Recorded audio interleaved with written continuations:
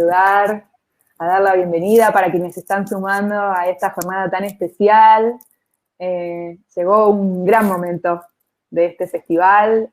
Vamos a hablar con personas que tienen una mirada global sobre cómo nos estamos adaptando las organizaciones y nos van a estar compartiendo un poco sus aprendizajes, ojalá algunos tips también de cómo pensarnos a corto o mediano plazo y resolver todas esas inquietudes o intentar reflexionar sobre esas inquietudes que tenemos de qué va a pasar el año que viene, cómo nos preparamos.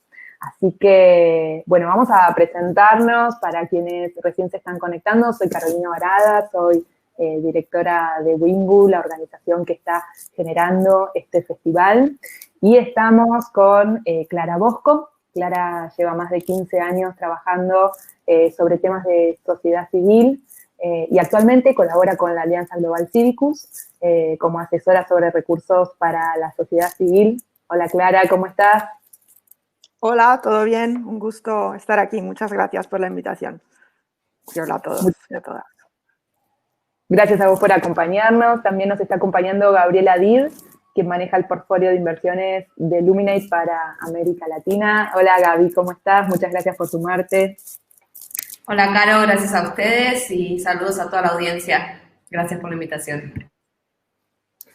Y nos acompaña también Víctor López Illescas, es oficial de programas en el equipo de recursos naturales y cambio climático de Ford Foundation y lleva más de 20 años trabajando con comunidades indígenas en Guatemala y Centroamérica. Hola Víctor. Hola, hola Carolina y hola colegas, un gusto estar con ustedes acá. Muchas gracias por la invitación.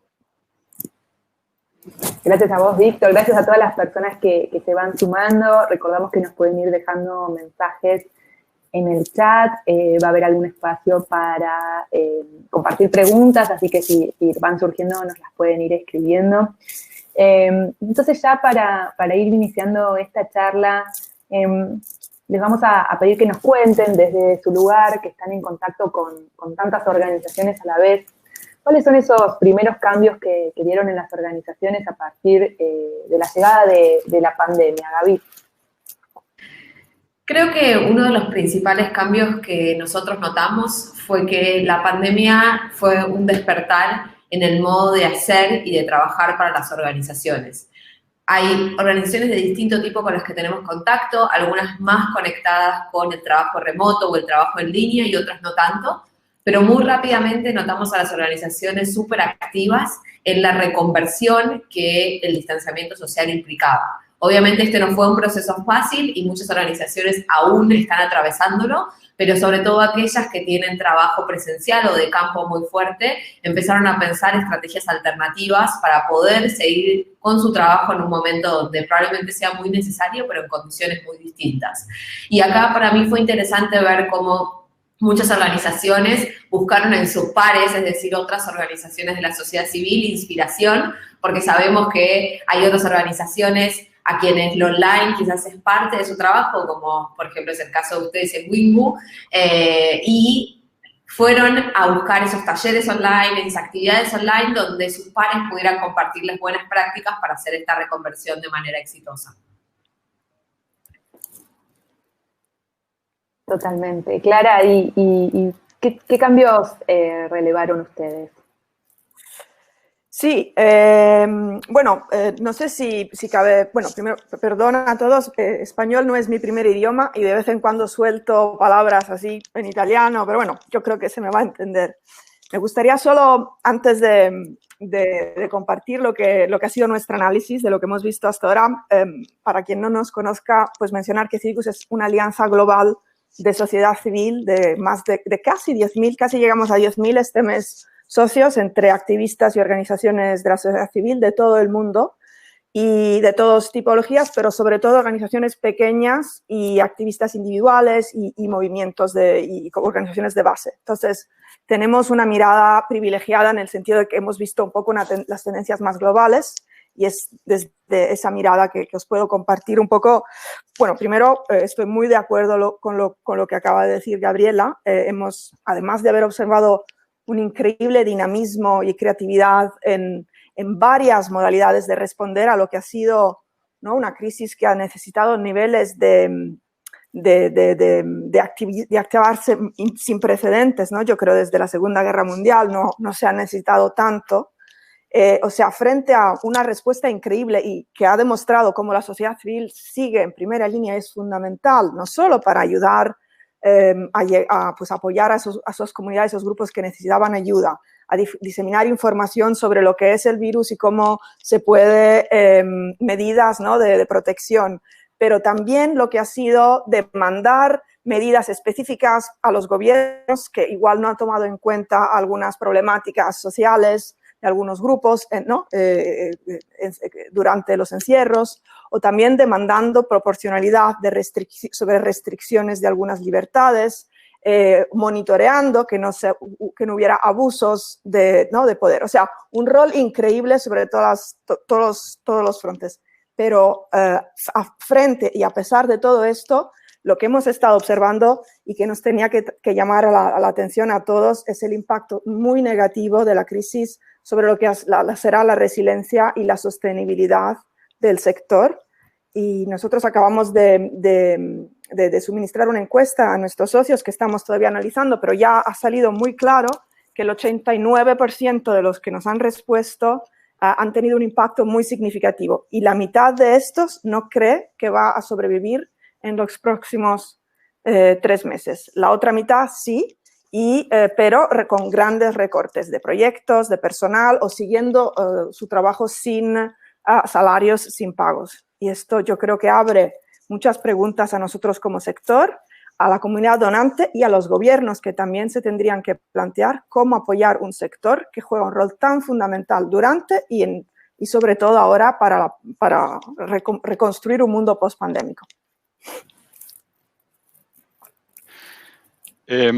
Bueno, creo que estoy bastante de acuerdo con lo que han mencionado Gabriela y Clara. Tal vez antes, solo también complementando un poco sobre nuestro trabajo.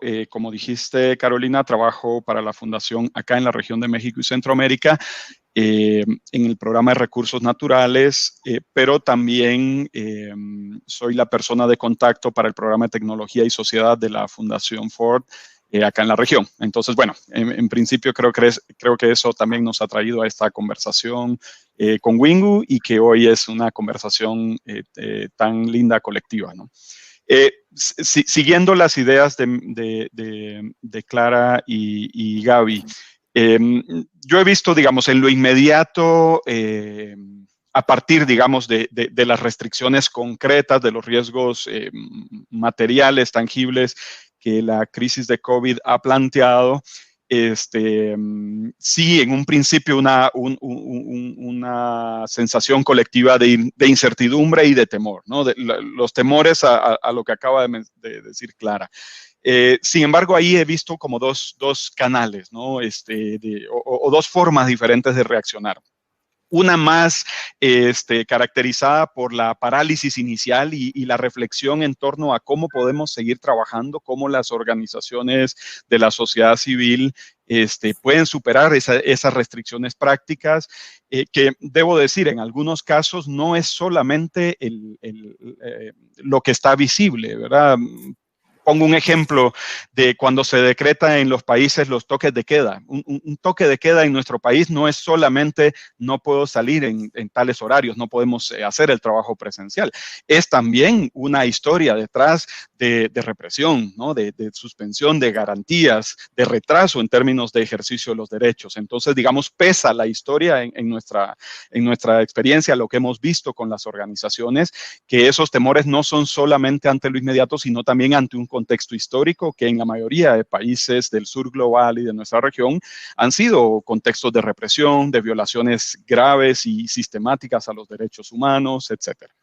Entonces, las organizaciones, coincido con mis colegas, han sabido, digamos, esa parálisis convertirla en procesos de reflexión y en procesos inmediatos de adaptación, ¿no? al contexto. ¿Cómo podemos alcanzar a las personas, a las comunidades de las que somos parte o en función de las cuales la organización trabaja? Entonces, eso me lleva justamente al segundo punto a ilustrar que desde nuestra mirada es clave en la forma en que lo está entendiendo la sociedad civil, ¿no?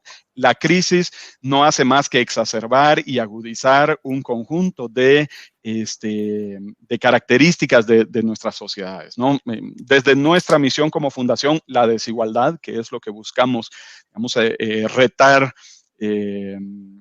a nivel global, todas las desigualdades se exacerban con la crisis. Entonces hemos podido ver cómo un conjunto de organizaciones, aquí quiero ilustrar con un caso que me parece sumamente inspirador y meritorio, que es el de la OFRAN, la Organización Fraternal Negra de Honduras, del pueblo garífuna, el pueblo indígena y afrodescendiente, que además se encuentra en que esta crisis agrava una crisis permanente. O sea, hablo de un pueblo que en el transcurso del 2019 cerca de 20 personas, líderes comunitarios, fueron asesinados, ¿no? por un conjunto de factores que ocurren en su territorio, ¿no? Un pueblo que está luchando y una organización que está luchando por recuperar su identidad cultural, sus derechos sobre sus tierras, sus recursos, etcétera. Entonces, en ese contexto vemos casos como este en el que la crisis es tomada por la organización como un reto para afirmar su misión, ¿verdad? Su estrategia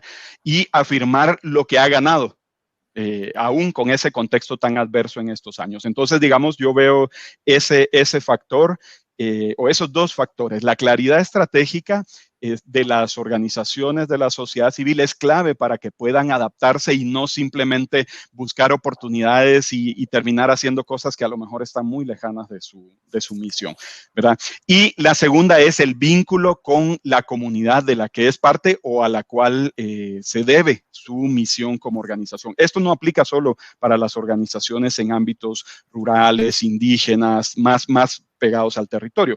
Hay organizaciones, por ejemplo, lo he visto en algunos casos que atiendo, muy especializadas en temas como el acompañamiento psicosocial u otros, que también están jugando un rol muy clave y se han adaptado muy rápido a este contexto porque tienen vínculos sólidos con la comunidad, sea una comunidad incluso académica o específica, pero sí tienen esos vínculos e inmediatamente su trabajo se adapta. Mientras que, para cerrar con esto, las que están un poco más haciendo de todo, un poco menos clara o en procesos de transición de su estrategia, sí les ha sido más complejo superar ese momento de parálisis y de temor inicial. Hasta ahí lo dejo. Sí, los desafíos que se están viviendo en toda la región son enormes. Y aprovecho para contarles que no les dije al inicio, Gabriela está en Buenos Aires, Clara está en Ámsterdam y Víctor en México, y en el chat ya nos están escribiendo un montón de personas que nos escuchan. Bueno, hay unas personas de Colombia, La Paz, Bolivia, nos dicen, Santa Fe, Argentina, y creo que es una oportunidad de ver que somos muchas personas viviendo desafíos, y entonces a partir de eso poder compartir un poco las reflexiones y las experiencias que nos están contando hoy nuestros panelistas en este momento. Y para continuar entonces con la charla, esta urgente adaptación que vivimos, ¿creen que va a cambiar el enfoque con el que trabajamos, Víctor? Bueno, definitivamente están ocurriendo muchos cambios, ¿no? Tal vez un poco para hablar sobre eso, la forma en que las organizaciones definen su estrategia, sus planificaciones, ¿no? Si puedo, digamos, no dar un consejo necesariamente, pero mostrar una línea para nosotros es, la clave está en el pensamiento ecosistémico, en el enfoque ecosistémico, que las organizaciones cada vez de manera más consciente, sistemática y además que se traduzca en lo programático, reflexionen sobre su misión, sus capacidades y su alcance, y todo esto lo pongan en función del rol que juegan en un ecosistema social específico. Cómo construyen verdaderas alianzas, coaliciones, sinergias de largo plazo, con otros actores, ¿verdad? Con otras organizaciones de sociedad civil, con los gobiernos, con el sector privado, con las organizaciones de base, con la academia y así, con muchos actores. Entonces, ese enfoque creo que es clave, digamos, para que se pueda incubar, digámoslo así, un conjunto de innovaciones que son necesarias en este contexto.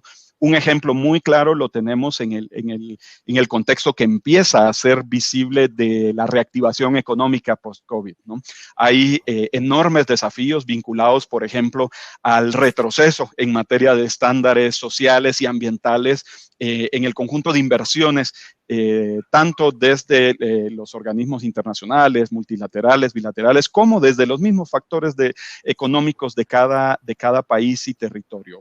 Ese es un enorme desafío que va a requerir que la sociedad civil también, digamos, responda con mucha innovación, con mucha acción articulada, y para esto es necesario esa reflexión honesta que menciono, donde además de pretender salvar el mundo como personas y como organizaciones, seamos conscientes que no lo podemos hacer si no somos efectivos, uniéndonos y articulándonos con los demás. Hasta ahí lo dejo. Clara, ¿algún tip que nos pueda ayudar a planificar? Sí, bueno, realmente quería decir que estoy muy de acuerdo con lo que acaba de decir Víctor. Yo creo que varias reflexiones así un poco random, si me dejáis.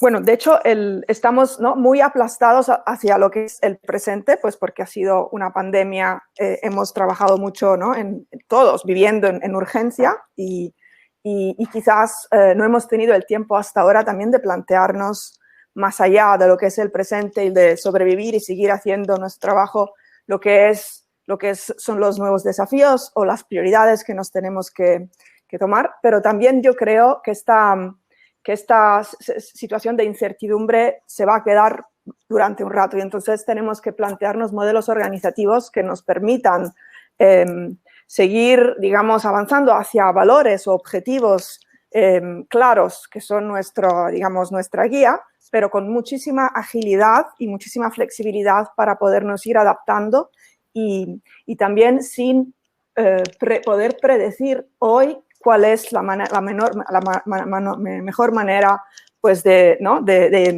operar, de impulsar cambios. Yo creo que es lo que nos ha demostrado esta pandemia es que va a ser muy difícil seguir trabajando para impulso social a través de proyectos, proyectificando lo que es el cambio social y habrá que, ¿no?, yo creo, trabajar, pues como decía Víctor, más como ecosistema, juntos, según ciertos valores comunes, pero también reconociendo lo importante que será trabajar con distintos actores y la riqueza que llevará la diversidad de perspectivas, de experiencias, de lo que es, ¿no?, experiencia no solo de expertos, pero de lo que viven comunidades y personas para encontrar soluciones juntos. Y entonces, nada, simplemente plantearnos sin tener miedo nuevas maneras de trabajar, sin tener miedo igual de equivocarnos, porque es parte del proceso de aprendizaje y incluyendo, yo creo, siempre pues procesos de aprendizaje y de reflexión a lo largo, ¿no?, de este proceso que va a ser, yo creo, un continuo. Y nada, yo creo que también decidir cuáles podrían ser algunas prioridades que como sector nos gustaría priorizar.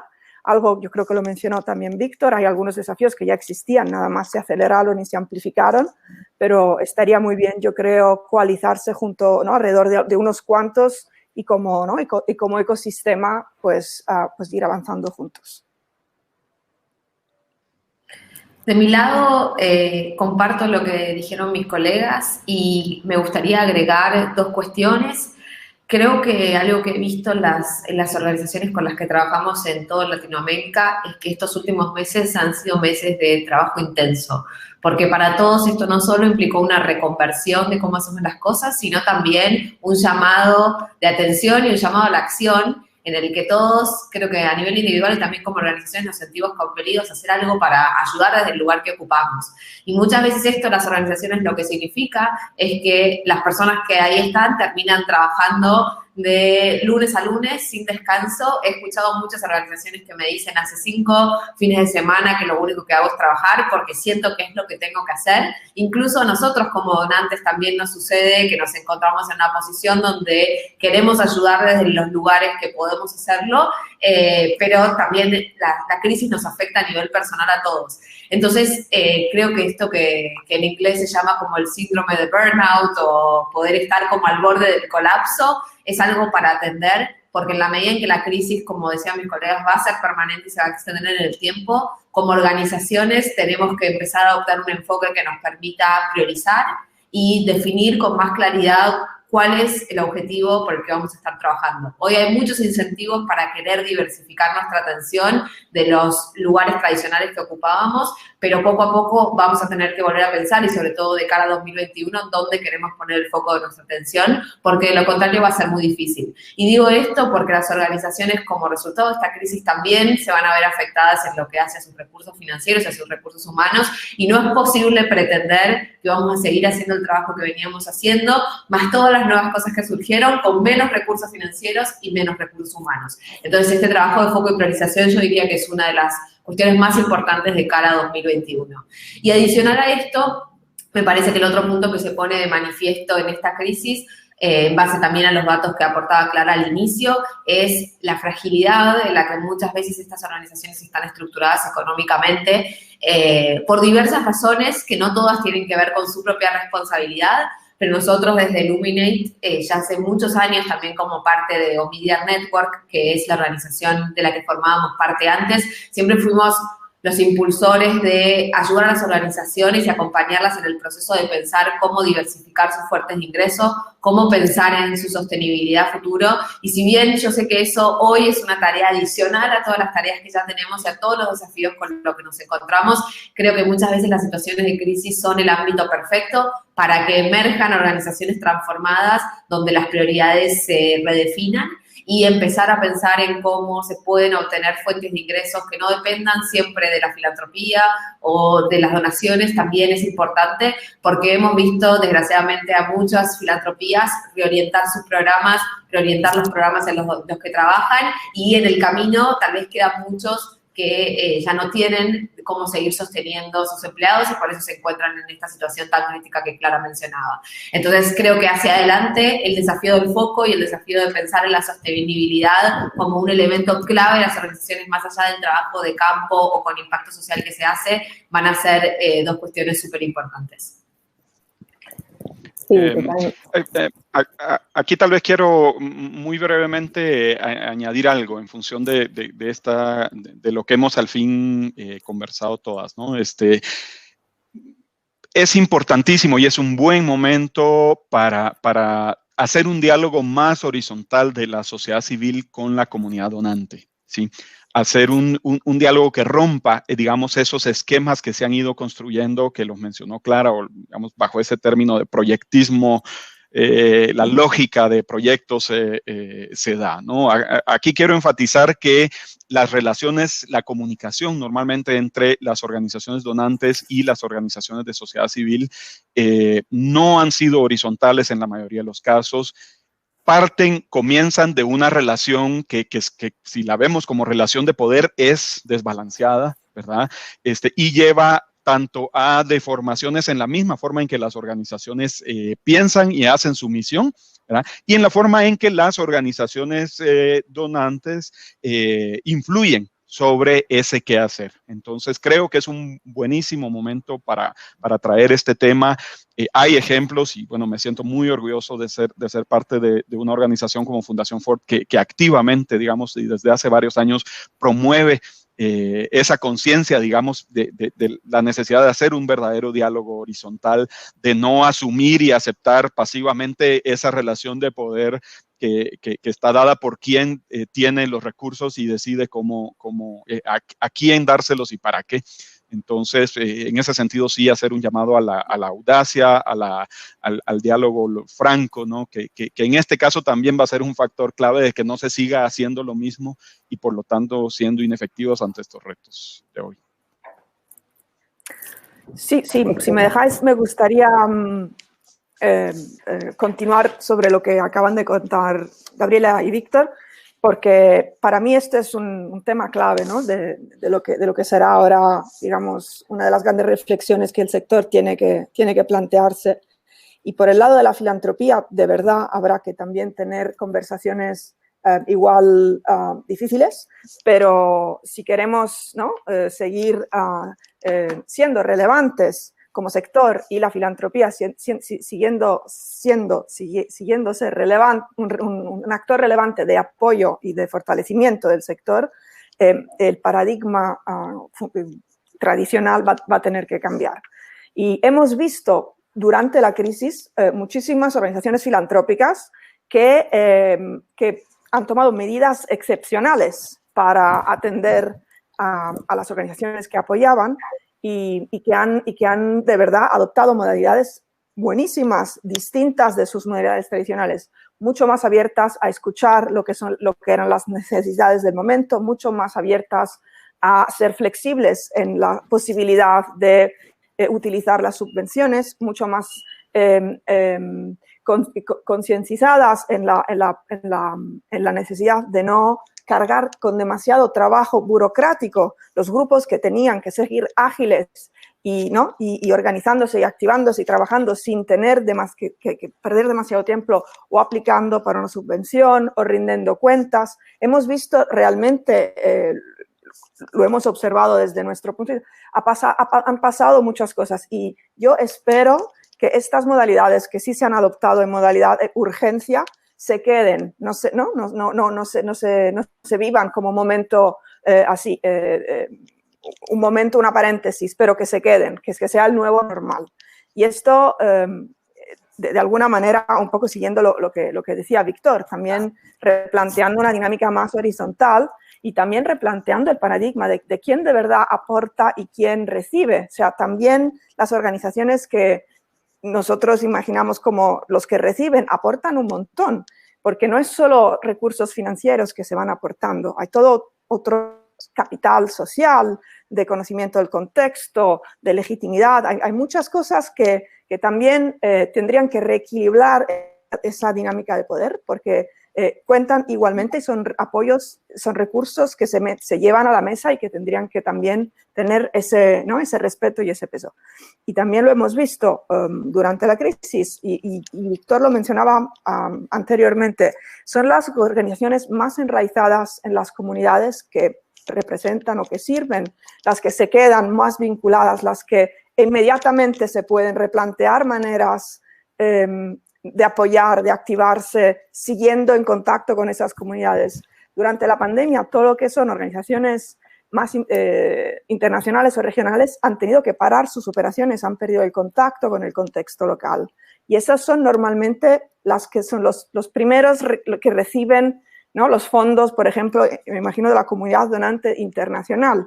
Y son un filtro, ¿no? Y a veces pueden ser un bloqueo. Entonces, ¿cómo plantearnos, además de ser más flexibles, predecibles y todo lo que acabamos de contar, pero cómo plantearse también de invertir en un sistema que pueda llegar más directamente hacia esos grupos? Si no directamente, porque hay barreras reales, ¿no? de donantes que están situados muy lejos y no tienen ninguna, ¿no? proximidad, pero cómo llegar a lo mejor fortalecer esa infraestructura local, nacional, que está más cerca de estos grupos y que puede ser más accesible a ellos y que se puedan organizar en maneras que son más contextualizadas a lo que es la cultura local, maneras de operar locales y en algunos casos cuando hay temas también de seguridad, ¿no? Cómo pueden organizarse un poco más con un perfil más bajo, ¿no? Sin llamar demasiado la atención. O sea que hay todo un tema ahí de replantear, yo creo, cómo también la comunidad donante y filantrópica internacional pueda jugar un rol ahí, invirtiendo y fortaleciendo lo que existe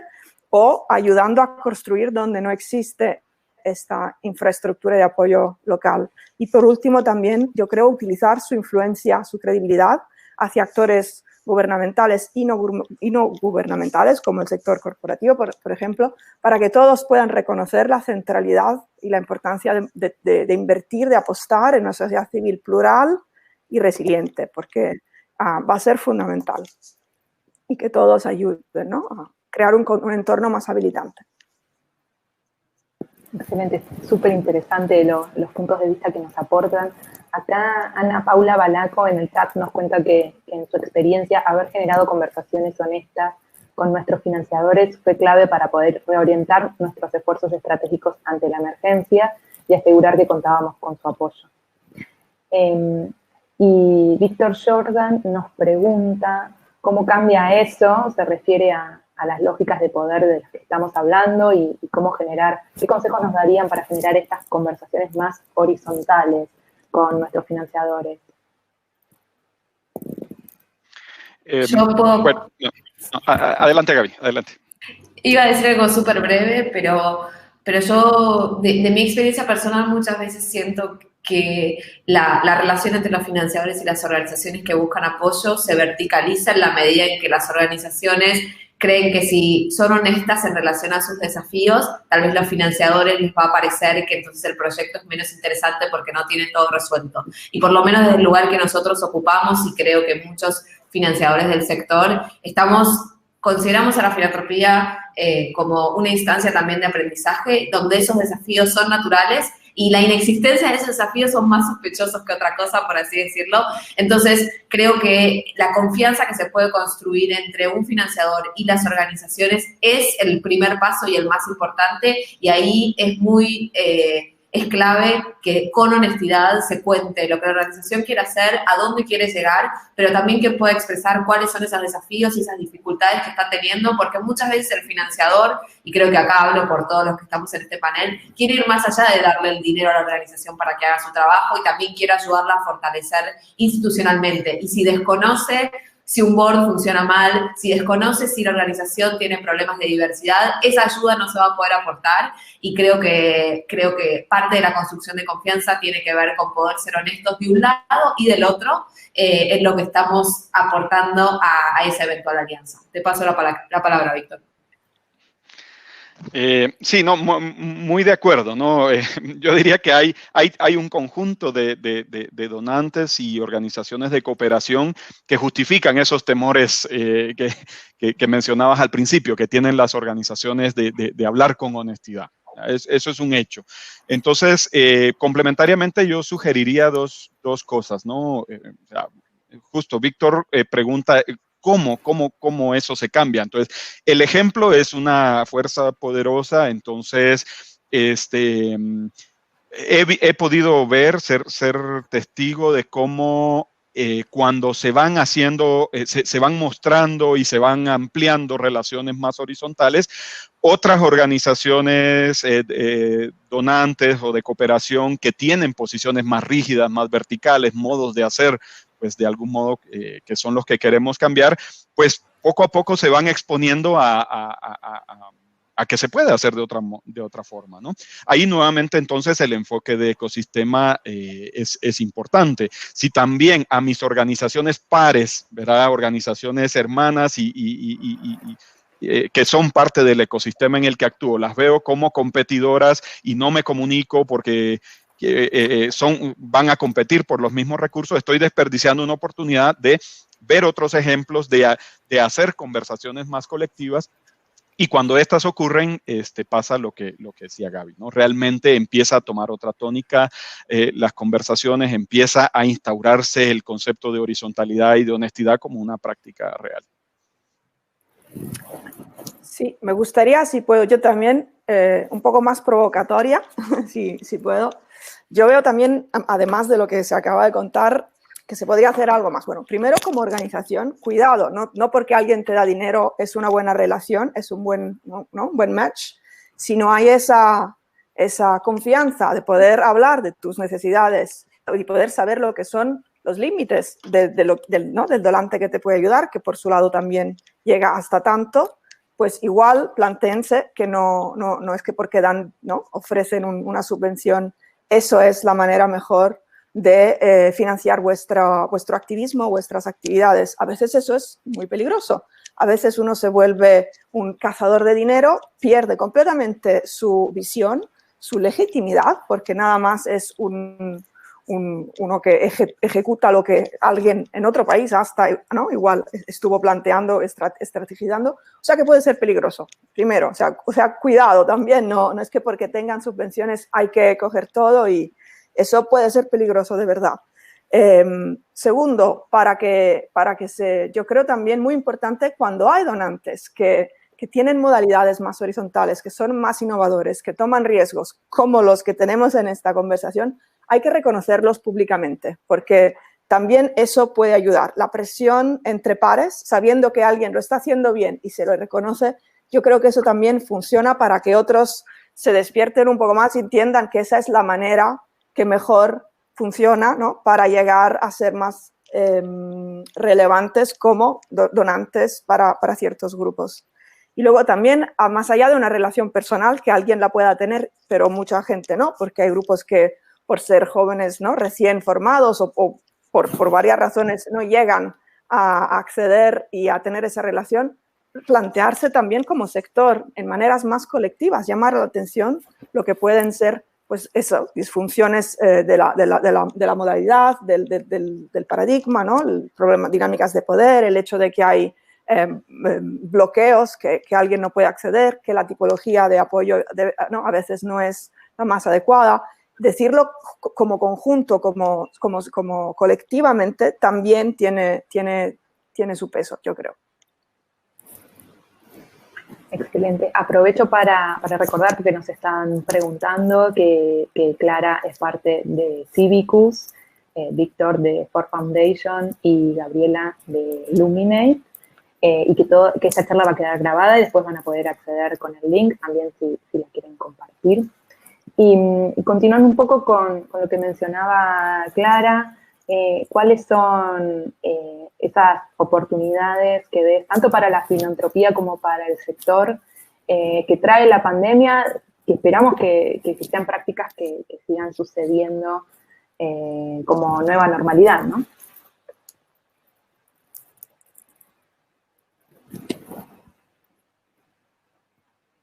¿Es una pregunta para mí? Sí. Ay, perdona, no me había enterado. ¿Cuáles son estas prácticas? Sí, las oportunidades que ves para la filantropía y para el sector social de este momento.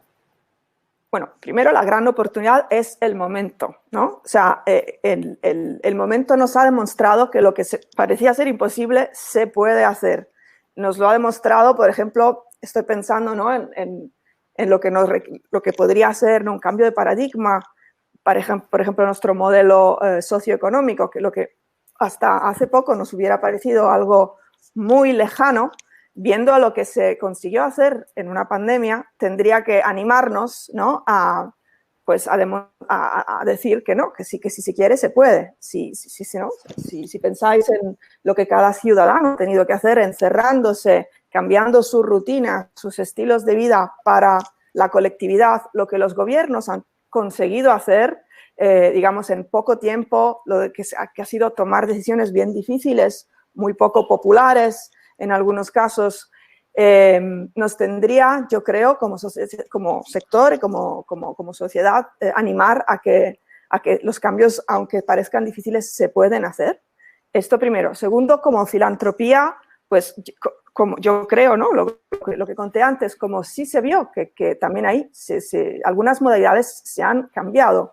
Igual también esta comunidad de donantes puede reflexionar que si esta es una modalidad que funciona, ¿por qué volver a lo anterior? ¿No? Hemos hecho un salto hacia adelante, hemos visto que esta es la manera la mejor manera de relacionarse con el sector y seguir apoyando el sector, escuchando más a lo que son las necesidades, siendo más flexibles, más abiertos y ojalá un poco también planteándose cómo ser más accesibles o cómo lo que es el apoyo pueda ser más accesible. Y bueno, me paro aquí, no sé si contesto bien. Sí, perfecto. Desde tu punto de vista, Gaby. Desde mi punto de vista, yo creo que es el momento para que también los financiadores hagamos autocrítica de nuestro trabajo, como nos está impulsando Clara a hacerlo, porque eso también es muy importante. No se trata de que la charla sea los financiadores que están por ahí cómodos en sus casas diciéndole a las organizaciones cómo deberían ser las cosas, porque eso claramente no contribuye a generar relaciones más horizontales, sino que pueda ser un ida y vuelta y que también aquellas cosas que vemos que por ahí no funcionan o en este contexto están mostrando ser desafiantes, también las podemos pensar hacia nosotros. Y creo que ahí una de las principales cosas que se hicieron evidentes y que creo que tenemos que seguir pensando hacia adelante, uno tiene que ver, como decía Clara, con qué pasa si apoyamos de manera más flexible las organizaciones. Desde el punto de vista de Illuminate, esto fue siempre parte de nuestra filosofía de inversión y flexibilizamos aún más de lo que tendemos a hacer en este contexto y creo que estamos aprendiendo qué es lo que sucede cuando hacemos eso y claramente va a informar cómo seguimos hacia adelante. Pero creo que también el otro punto de autocrítica es que muchas veces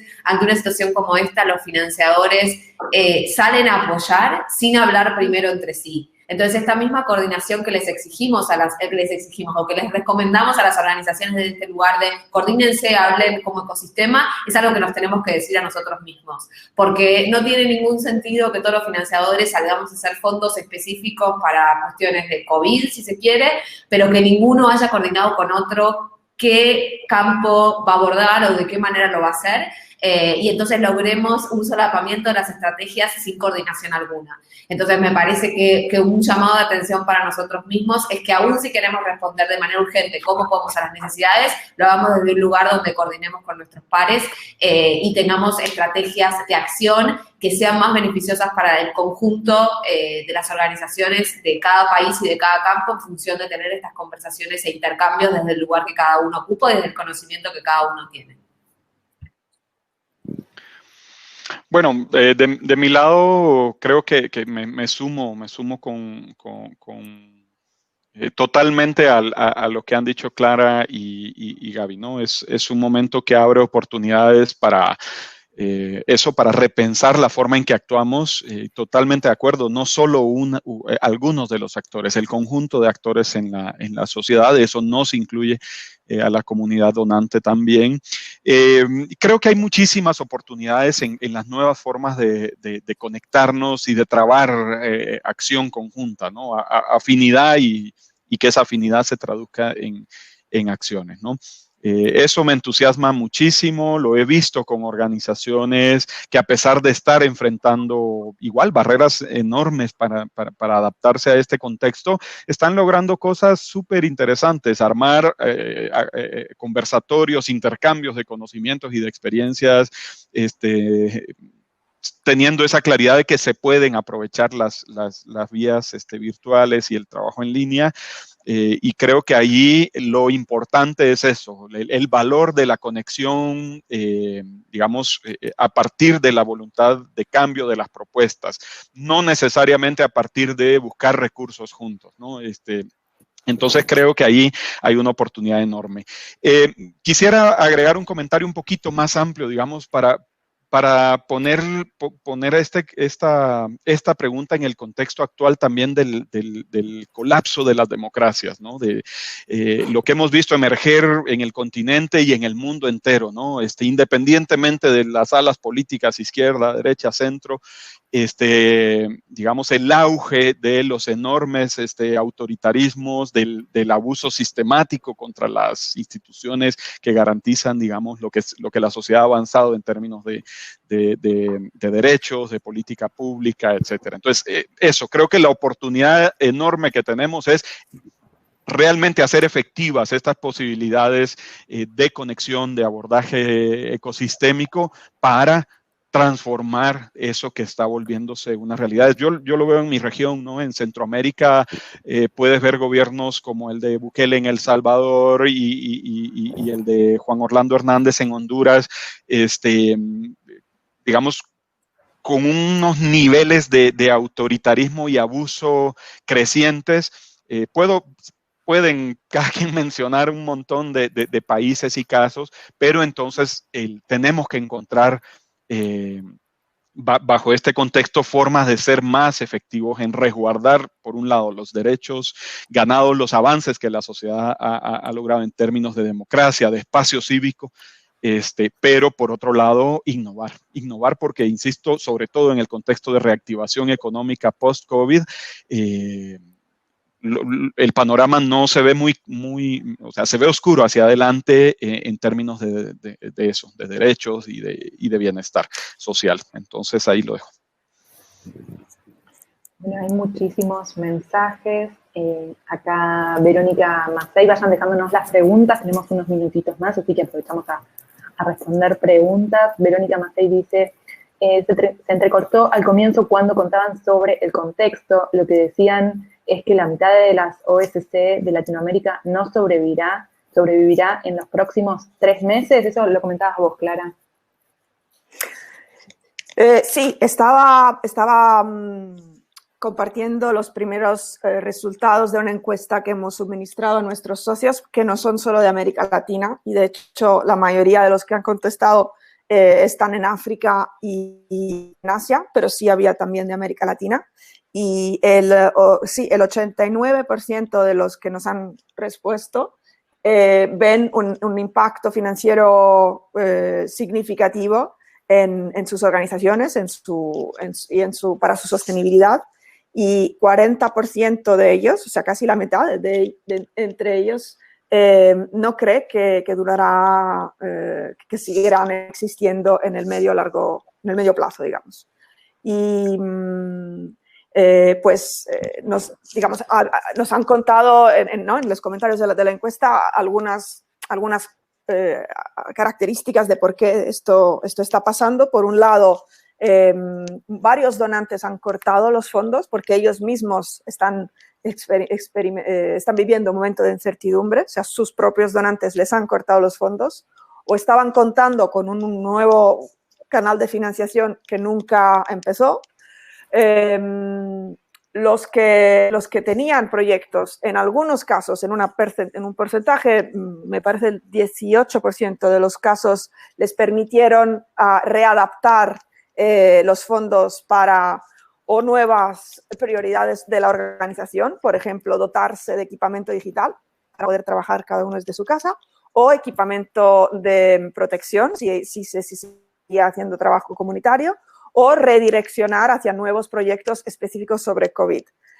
Pero también se mencionan algunos donantes que han apoyado con medidas no financieras, ¿no?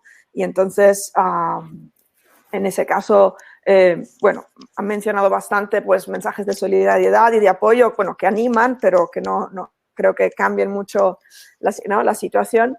Y en algunos casos han ofrecido apoyo ulterior pues, sobre lo que es la digitalización y el fortalecimiento en capacidades digitales y apoyo al bienestar de la salud, a la salud mental, no sé si se dice así en español, que se ha requerido mucho. Una cosa que a mí me chocó de lo que estuve escuchando es que los que, aunque con recortes van a seguir operando, son los que más cuentan con subvenciones de donantes tradicionales.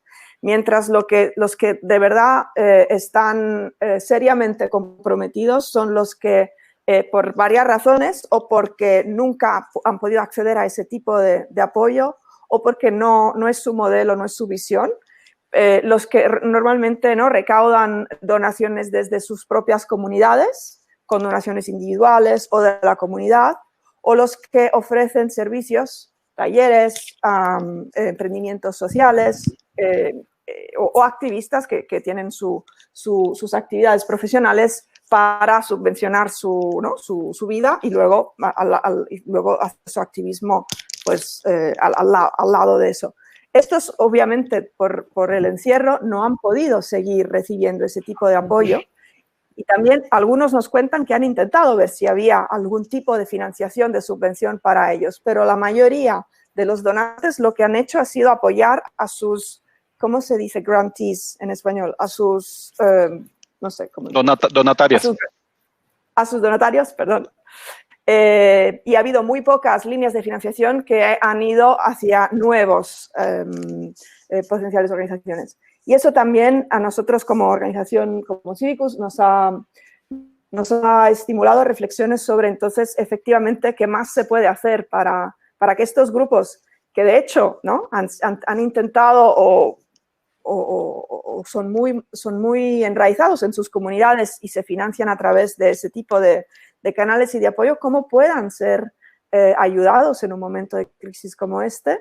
Y nos hemos dado cuenta que hay bien pocos gobiernos que han incluido medidas específicas para el sector y en su diversidad, porque os acabo de contar, ¿no?, que hay un range de organizaciones y de emprendimientos sociales, pues son pocos los que los han incluido intencionalmente en estos paquetes de rescate, de apoyo que se están haciendo sobre todo hacia el sector económico.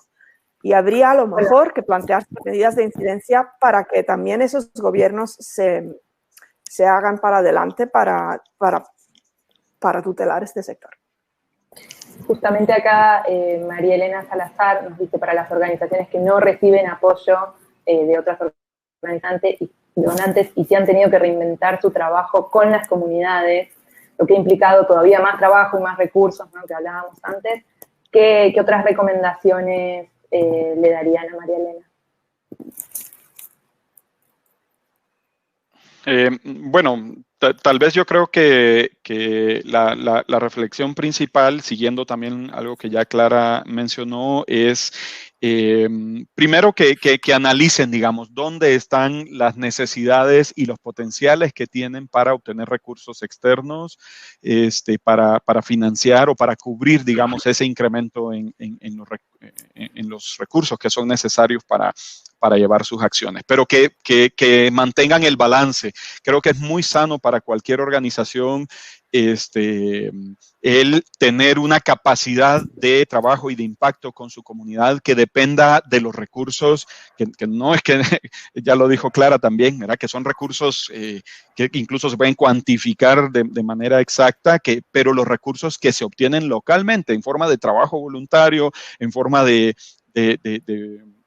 donaciones y aportes materiales de los mismos miembros de las organizaciones y de las comunidades, etcétera, y que sí estén preparadas para balancear eso y no cuando logran identificar y afortunadamente logran obtener un financiamiento, se olviden de ese trabajo y de esas formas de operar que siempre van a ser importantes y que además le dan legitimidad, digamos, al trabajo de cada organización. Entonces, mi consejo ahí es el balance, digamos, entre ambas modalidades.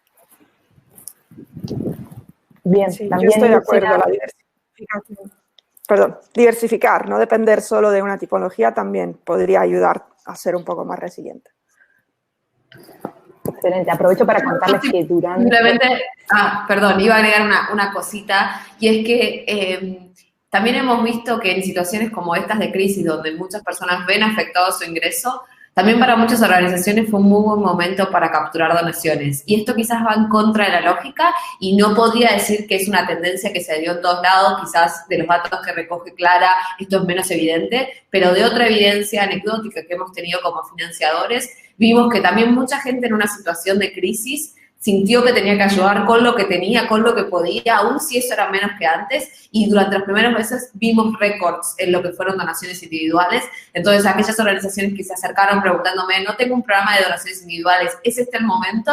La verdad es que yo me incliné más por decir, creo que es un buen riesgo a tomar, porque en la medida en que podemos conectar tu trabajo, las necesidades de tu trabajo con este contexto y podés apelar a que la ciudadanía entienda la importancia, yo creo que hay ventana de oportunidad para capturar a personas que están entendiendo que pese a que sus circunstancias son más difíciles, las circunstancias más amplias también lo son y tal vez pueden aportar desde su lugar con una donación individual que no represente un desembolso tan grande en relación a sus ingresos. Y digo esto porque es lo contrario a la lógica, pero lo hemos visto funcionar bien. Sí, totalmente. Bueno, justamente iba a agregar que durante el resto del día va a haber charlas, algunas sobre cómo hacer para tener tu primer donante. Ese es el título de una de las charlas, así que si necesitan consejos más prácticos pueden asistir. También va a haber otra charla específica sobre diversificación de fuentes de financiamiento, que es otro de los temas de los que estuvimos hablando. Así que bueno, estamos terminando la charla porque ya va a empezar la siguiente. Tenemos un invitado muy especial que nos va a estar hablando sobre dinero y conciencia. Les agradezco profundamente, Gabriela, Víctor, Clara, nos han dejado conceptos clave, la honestidad, la audacia para con nuestros donantes, la diversificación. Bueno, charlábamos, no hay receta mágica, ¿no? Es salir de esa sensación de competencia y que realmente podamos generar enlaces de colaboración. Así que les agradezco muchísimo por sumar sus puntos de vista. Vamos a dejar ahora el escenario unos minutos y en 5 minutos se va a estar sumando Joan Melé a continuar con nuestras charlas. Gracias nuevamente, Víctor, Gabriela, Clara, ha sido un placer. No, a ustedes. Gracias a ustedes. Placer, también gracias a todos los que contribuyeron en el chat, que nos hicieron sentir que esto estuviera vivo. Así que gracias por la interacción y la buena onda. Buenísimo. La charla va a quedar grabada si alguien la necesita, luego se va a mandar el link por correo. Bueno, seguimos disfrutando de este día hasta que se vuelva a aparecer el escenario. Pueden ir a la parte de networking, a empezar a hacer este networking del que venimos charlando, o en los stands conocer alguna de las herramientas disponibles para las organizaciones. Nos vemos enseguida.